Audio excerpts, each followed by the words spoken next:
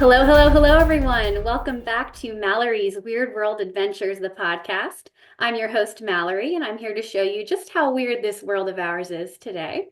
And I'm here today with my good friend, Marston Hefner. Hi, Marston. Thank you so much for joining us.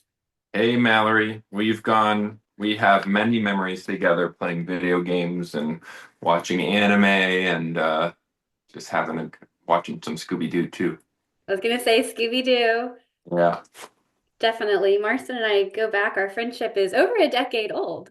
I think it started with pub crawls, right? And then And then it went to weekly Super Smash Brothers sessions and we had some holiday dinners mhm, um, and we went to Comic-Con together, which we was a did. blast. Yeah. That was amazing. I have so many good memories from that Comic-Con because I'm such a nerd at heart. And that was, I want to say maybe 2014 or 2015. And there were still some Buffy tracks. So I was really excited to get to jump in and see some of the Buffy shenanigans going on at Comic-Con. You loved Buffy and you loved the other Buffy show. The Angel, yes, Angel is my all-time favorite show. Yes. And then I think we watched Cabin in the Woods together. We did. I remember being very Did we? delayed in watching that, which is sad because I feel like at the time, as like a Whedonverse fan, I did not do my due diligence and see it in theaters.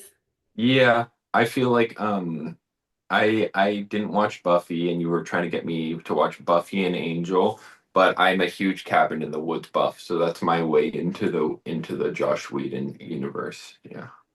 And it has Amy Acker in it, who is one of my favorite people in the world. She's just like my favorite actress if I had to pick somebody because she was Fred on Angel and she's that female scientist that's in Cabin in the Woods. Yeah. The whole that whole movie is a huge mind fuck and it's a psychedelic trip and it took the genre and then it's hard to explain it. It can only work in a movie with a high budget, Hmm. and those two things are required. And so I'm sure someone came up with some groundbreaking script at some point that was just like that, but they didn't have Josh Whedon's budget, Hmm. and it didn't look as great. So all the stars aligned on that one. And then the studio pushed back and he just pulled his trump card and said, I'm not going to work with you if you don't make this awesome, weird thing. And it worked. That's kind of what I respected about him. I know he wound up being a really horrible person and had a lot of controversy, which is unfortunate, but I still respect the artist that he was and the things that he was able to do. And he did that in the original Buffy movie, the one that was in the late 80s or early 90s that had Christy Swanson.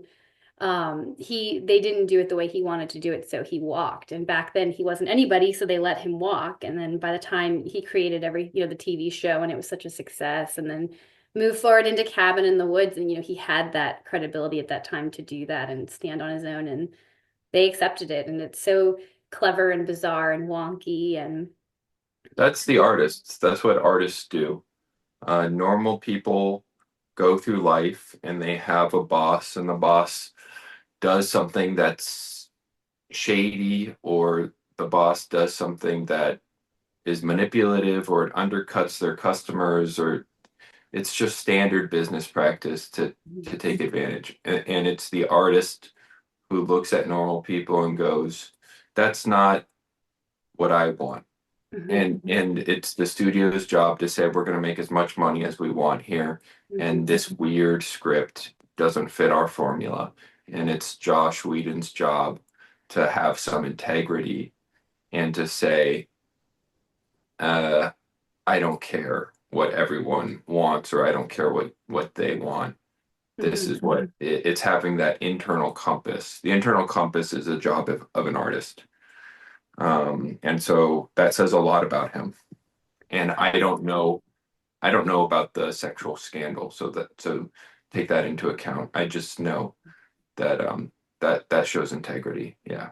Definitely. I think you can take the person and separate them sometimes, from the art that they make and recognize that the product is different than the person. And I can still like maybe not respect the person or, validate them in any way, but have respect for the art that they've created. Yeah, I struggle with that. Like I wrote a short story collection called High School Romance. Hmm. And in the process of writing that book, which explores relationships and dark humor, kind of like Todd Solondz's movie Happiness does. Hmm. I did a book review. I interviewed Gordon Lish, who's a very popular um, author, Hmm. and he just shit on me. And I What? took it, yeah. I mean, I was asking him questions, and I asked him personal questions, Hmm. and he shit on me. And I took it personally, and then my friend said, actually, Gordon Lish does this to every single interviewer. It's like a almost a Hmm. shtick. But now when someone criticizes me and then I'm asked to separate the artist from their work, Hmm. mm, I'm not going to read Gordon Lish in the same joyful, carefree way that I used Hmm. to. I So, understand that. I mean, and will I watch Woody Allen films the same way that I would have before the allegations came up? Hmm. I don't know. I haven't tried it, but yeah. there'll always be, I'm sure, that little voice in the back of your head that kind of pulls out some of the joy. I can see that. Yeah, there's something, Yeah. right? Something changes. Hmm. Like objectively it changes. And we have to kind of like consciously say, I'm going to enjoy this, or there's something new that happens when Hmm. we learn about the character of a man or a woman. Yes. I can definitely see that. And speaking of artists, you are an artist yourself. I definitely want to talk about some of the accomplishments that you've had for yourself recently, some of the pieces of art you've worked on, things like that. So please let me know what you've been up to. It's been a while since we've been able to catch up. Yeah, I feel like the viewers should know you're an artist too. And so we were both writing our books at the same time, and we both shared our books at the same time, like 5 years ago. And mine was an early draft, and yours was a finished product. It was one of those books that was so good, and I knew it just happens with a lot of good art that it's a different thing building an audience Mhm. and building an audience and book and the quality of a work are two separate things. And I knew the book was great, and building an audience is something totally different that now we're both doing. Mhm. But I knew I loved the book, and it was very well written. Thank you so much.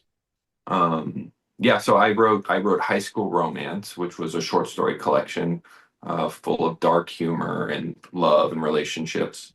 And now I'm working on a high fantasy, um, like it's called a lit RPG, Sword Art Online.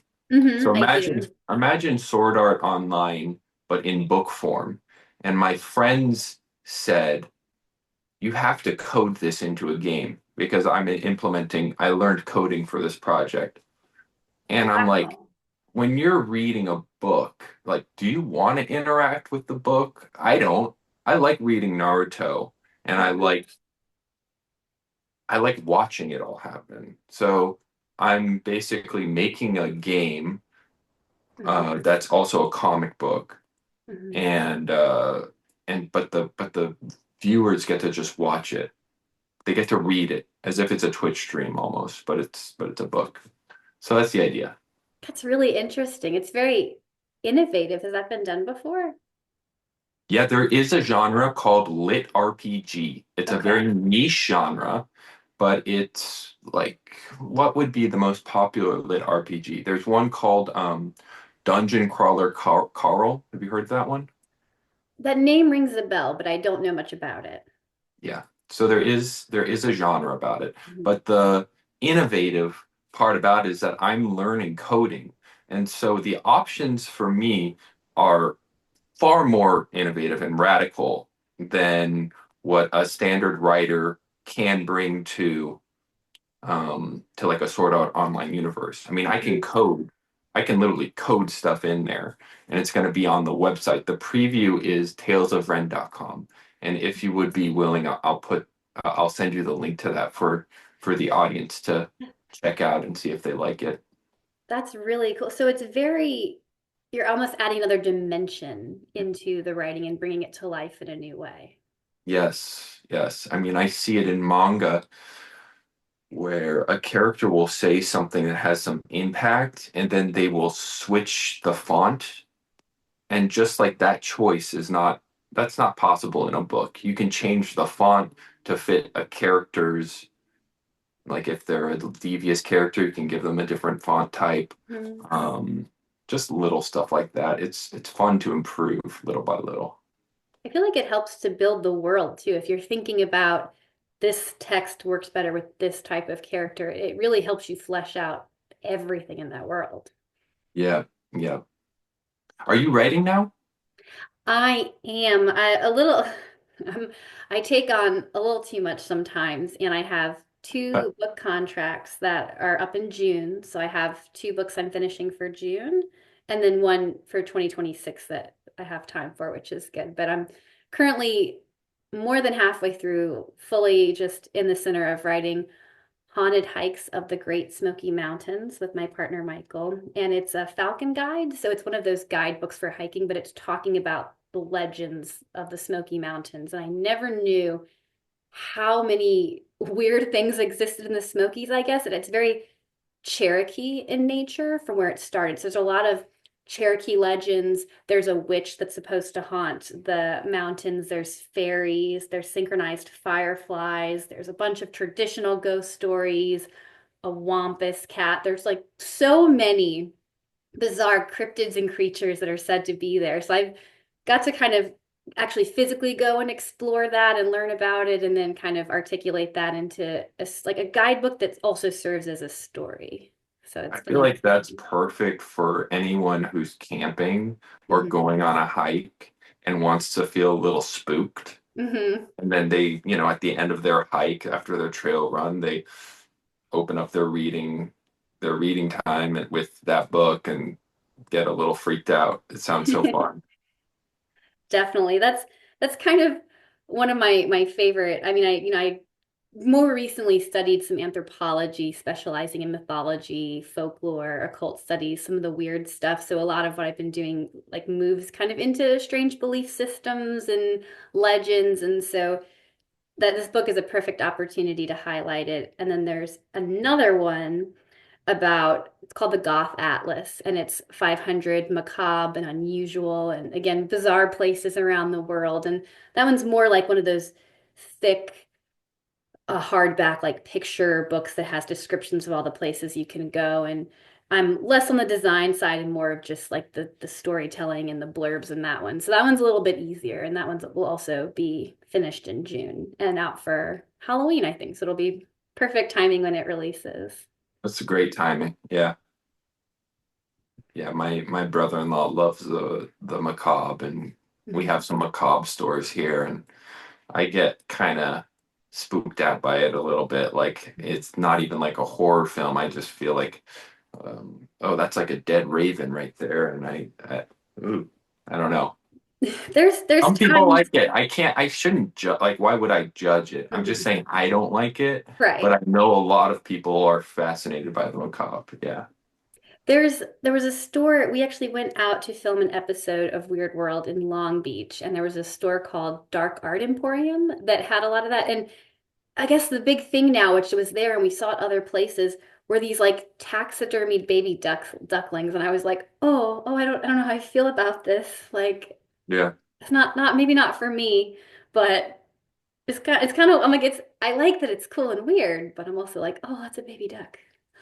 Well, it fits into the Weird World Adventures like perfectly. So maybe something to ask the people who did it. Like, Yeah, what are you going here? I'm assuming they want you to feel uncomfortable. That would be definitely. my guess. Definitely. I definitely agree with that. So what else are you working on now, Marston? I want to hear all about what's going on in your world. I do adult content for Room 11. Mhm. Room11.com is this startup that we're paying, I'm also the chief strategy officer. So Mhm.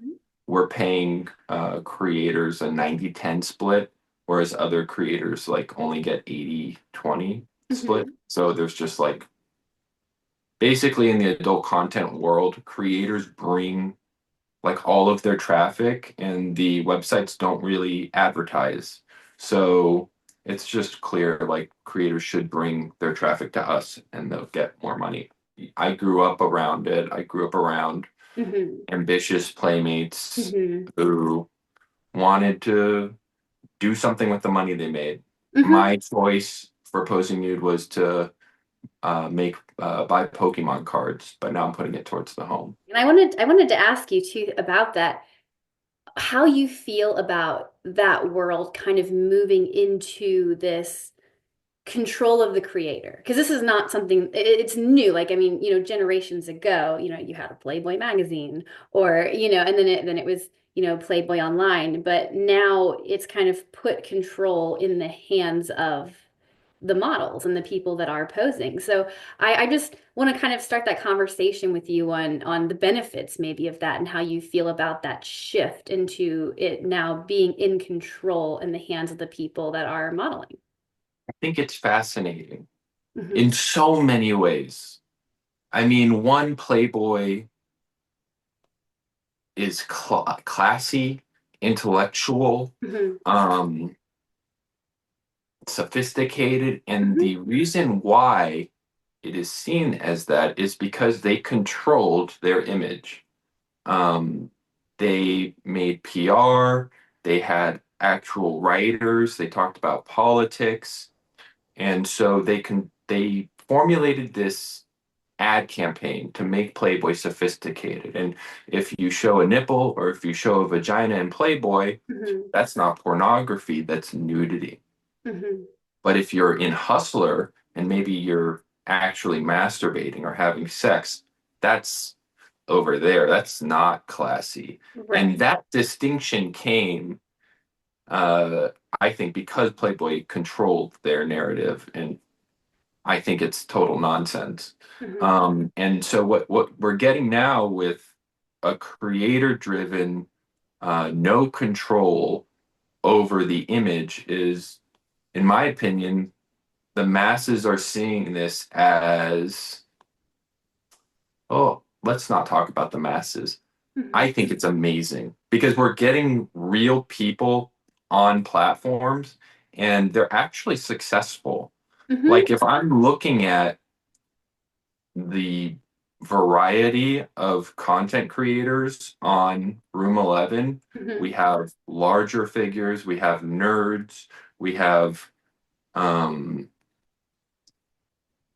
all walks of life, Hmm. basically.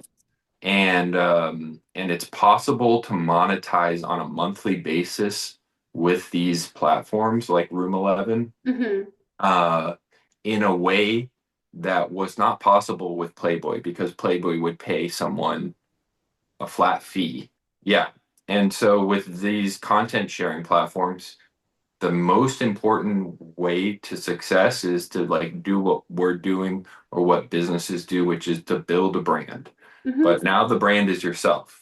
And Hmm. so you go on podcasts or you make a podcast or you fucking freaking do whatever you have to do to get followers and then you can make a ton of money off of on sites like Room 11. Right. I hear a lot of people in the social media space, they don't know how to generate income. Hmm. And if, for me, I don't have any hangups about getting nude. I don't see anything wrong with making money Hmm. off of getting nude or having sex. Right. Um, and so for people like me who don't feel that stigma, Hmm. room11.com is like an incredible way to make Hmm. a lot of money off of building one's brand. Right. I Yeah. think it's admirable to you're kind of giving the narrative back to the creator. So the model is the person getting to tell their own story and present even nudity in a way that is the way they want it to be presented. So it gives them back the control where before they might not have had that control. I agree. And they can portray themselves however they want. They can do whatever they want, whatever their comfort level is. Hmm. Yeah, it's for me as someone who stays away from 9 to 5 jobs unless they're Hmm. really great, like this Room 11 gig I have. Hmm. Um, it was a good fit because I don't like bosses. Right. What does it feel like too, I guess, because it's less common to have men pose nude. How does it feel? Like what do you get out of it? And how does it feel to kind of break that stereotype? Well, the high school romance short story I made was very provocative. And so Hmm. I think I have a provocative streak in me. Hmm. And so I did this because I know in my head there's nothing wrong with doing this. And Hmm. I think it's great. And then I knew at the same time that a lot of people would be upset by it. Hmm. And I liked the fact that they were upset by something that there was no reason to be upset by. Right. And so I did it, and I was okay with failing. I was okay with being like, if I Hmm. make $500 a month, like this is a win for me. My Hmm. family was like, oh no, and I was like, oh yes, and then it went better. Hmm. Um, and then the other side of that is the fact that I am a man, I think is less accepted than if I were a woman. And I'm okay with being wrong about that, but I remember telling a family member, I said, well, Denise Richards is doing it. Hmm. Denise Richards' daughter's doing it. And this family member said, well, that's Denise Richards. And it felt like a playmate could be a woman, a woman can be feminine, but a Hmm. man, it wasn't okay. Hmm. So but I'm open to being wrong about that. Maybe it's just what it is. I think it is less, it's at least, it's less common, so therefore people aren't as comfortable with it. Maybe that's what that thing is there, that element that makes it maybe not as accepted. Yeah, I could see that for sure. Yeah. I like your response to that. It makes me think of when my book first came out, I remember even like, oh my God, you're such a rebel. And you were all about that, like you like, I want to be a rebel. Like you valued that rebel mindset and defying the norm, you Yeah, know. that was your book. Your book caused a stir in the Playboy inner circle, and it was your truth, and Hmm. you stood by it. And that's what I liked about it was the truth. Hmm. I Yeah. like, I feel like I still try to carry that same ideal into my narrative with Weird World. It's highlighting things that are not mainstream that most people want to, shy away from or not celebrate. And I think there's such a beauty in celebrating just what makes people weird and in a good way. I call myself a weirdo, what makes people different, what makes them stand against the norm. And there's many places that are still like, oh gosh, no, like so offended by that word. And then there's so many people, usually artists, that are so excited to celebrate, that difference and that feeling, and they use the word weird or different as like a badge of honor. And I Hmm. see that in you too. You're very much who you are and you follow through with, what you want to do, and you don't let other people stop you from doing it. And I really respect that.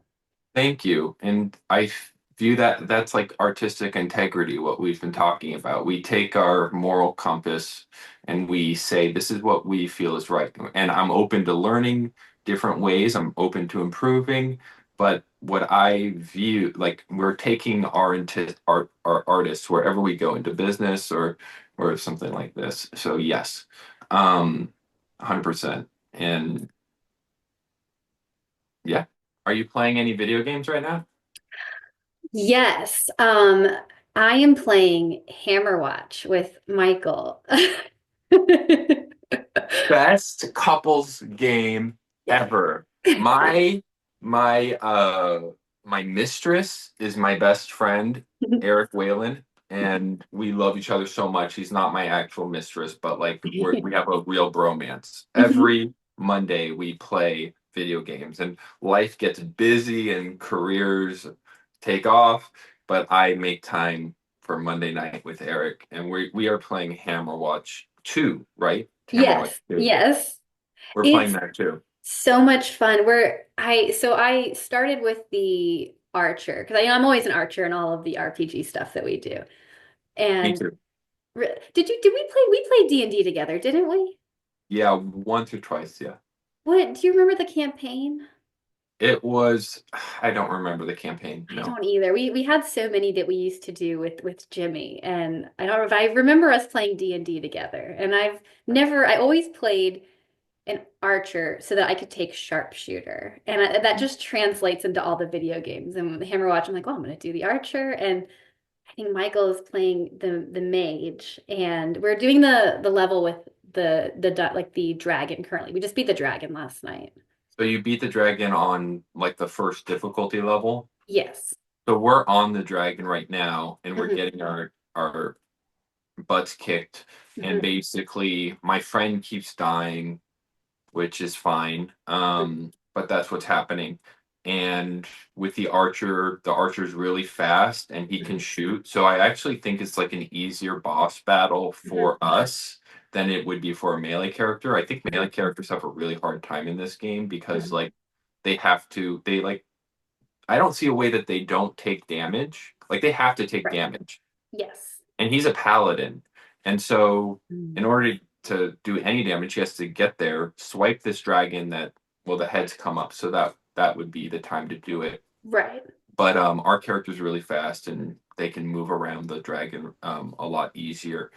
Um, but I've gotten a little bored with Hammerwatch. Like the Mm. first one I liked, and Hmm. this one it feels like we read first of all the forest. There's a forest at the very beginning, Hmm. which is pretty much pointless. Like you're just killing mobs, getting obelisks and stuff. Right. And then you get to the first level of, or you get to the dungeon, Hmm. and the dungeon is easy. It's pretty much a given that you're going to make it through the dungeon's Hmm. first chapter. Then you get to the second chapter, you're probably going to make it through the second chapter too. By Hmm. this point, we are an hour in, Yeah. and we know like that first hour, we are basically playing knowing like we're going to make it to the hour mark. Hmm. Um, and then it all comes down to the dragon boss fight. Like we're pretty much guaranteed we're going to make it to the dragon. So Hmm. there's no like unpredictability going on here. It's just Right. like I hope that we survive this crazy dragon boss fight this Yeah. time.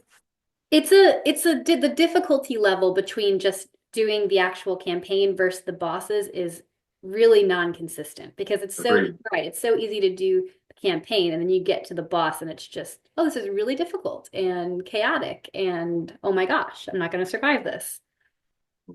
Yes. So we're enjoying just like the journey, like Hmm. not like we're not focusing on like much other than okay, the paladin's gonna run through these treasure through the trap rooms Hmm. and like just making jokes and banter and stuff like Right. that's what we're enjoying.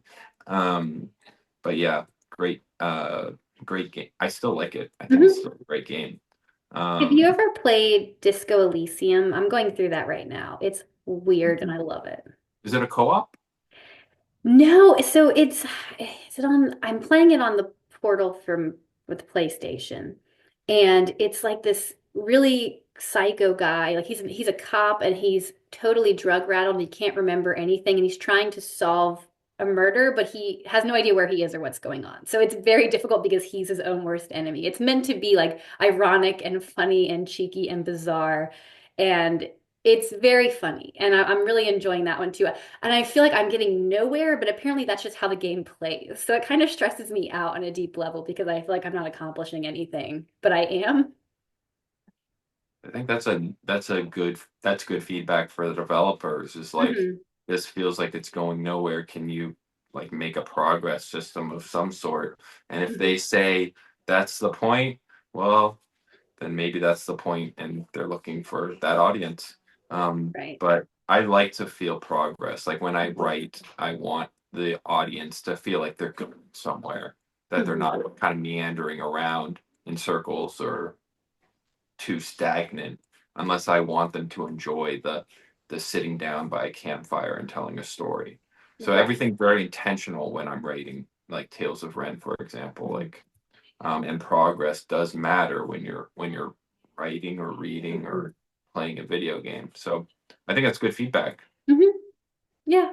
What are you playing right now besides I'm playing, I'm playing classic EverQuest. hmm It's an MMORPG that was made in like early 2000s, and it hooked me as a kid when I realized thousands of people are in this virtual world full of barbarians and mages uh and warriors, and it takes 4 hours to get from one side of the continent to the other, and you'll probably die. And if you die, you lose all of your stuff, all of your gold that you had on you, unless you go back and pick up your. It's hardcore, hmm and it's so much fun. And that fantasy world is what I'm writing, and hmm um, I just love that escape. hmm Yeah. I think the right Um, video game really gives you that escape, and that's a good point. Like that's the kind of thing that makes me feel fulfilled in playing a game too. yeah, 100. Did you play Baldur's Gate? Yeah, I didn't like it because I didn't like it. I don't play D&D. I think people who hmm play D&D love Baldur's Gate. hmm And then it felt like a narrow world. hmm Whereas right now in my life, I want to feel like I could do and explore this giant place. And it hmm was more of a room to room kind of hmm experience. I understand that. I feel like a lot of D&D kind of games, I get the excitement out of them only because I recognize, like it's familiar to me because I've played so much D&D. Yeah. And we will go to, they have a store here called Battlegrounds. It's like a tabletop game kind of store. And it has a lot of Warhammer pieces and things like that. And I get really excited by like the D&D games and campaigns and things because I recognize them more than anything else. Well, I love the world that D&D built. Like the hmm Ixar, actually Ixars are Ixars D&D, the lizard race. I just love their high races, hmm their dark elves and the barbarians. I mean, hmm EverQuest was built off of D&D, hmm and my book I also is based off of D&D lore. It's like the best high hmm fantasy world that exists, in my opinion. It's hmm you know, yeah, Definitely. I'm doing a lot of tabletop games now, like traditional tabletop games. We played. There's a place near me called Unplugged, it has a library of board games, and you yeah. go to have dinner, and it's unplugged, so you're just taking off all these board games and trying different ones, and you can see the ones that you like and the ones that you don't like before you commit to them. And it's crazy how many simple but yet deeply complex, fun little like board games there are out there now. There's just this whole other world of board games that I'm exploring that I'm just loving. And it's like they keep getting cuter but more complicated, so you don't expect them to be that complicated, but they are. And the perfect example, there's this game called Boop, and I'm obsessed with it. And it's like your board is just like a comforter. And then it has these cat and kitten figures, and you put the cats and kittens on the bed, and they're trying to boop each other off the bed. And anytime you put them next to one, they all boop each other. And there's just these rules. And it's adorable. And you're just like, boop, booping these cats. But then there's this complex level where you're almost playing chess, where like it's hard to remember what the pieces do. And there's just this complexity to winning. And you're like, man, this is a hard game. And me and Michael sat down to play it, and we're thinking it's like nonsense. And we're like, oh my gosh, this game is hard. So it immediately pulls you in because it's like this stupid, frilly Yeah. game that like you're coming to, and then it's like incredibly complex, which like makes it even cuter. hmm So yeah, Yeah. that's It's awesome. bizarre. Do you play any like tabletop games or board games? No, but I am fascinated by people who do, and Slay the Spire is so popular that people can't even get the board game.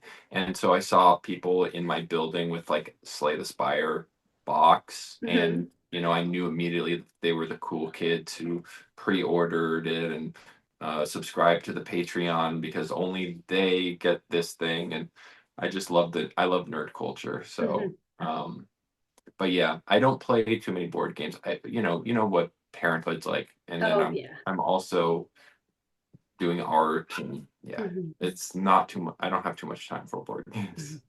I can definitely agree with that. Well, it was wonderful catching up with you, Marston. Thank you so much for coming on the podcast. Yeah, I'm so happy that we're still friends, and I want to keep helping each other in our careers and helping each other watch Scooby Doo and Yes.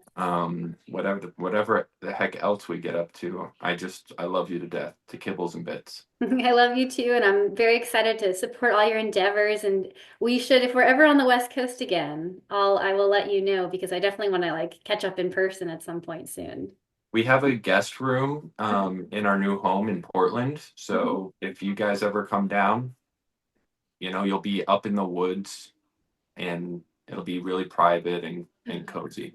Amazing. That sounds perfect. And we'll maybe look into filming an episode of Weird World up there because I always Yeah. love going and finding the weird stuff, and then we'll hang out on the way. Yeah, and you got to tell us the haunted tales that you bring back because there's so much nature, there's so much to see here. Yeah. Amazing. Will do. Well, thank you so much for joining me. Thank you for tuning in, everyone, today. And until next time, everybody, stay weird.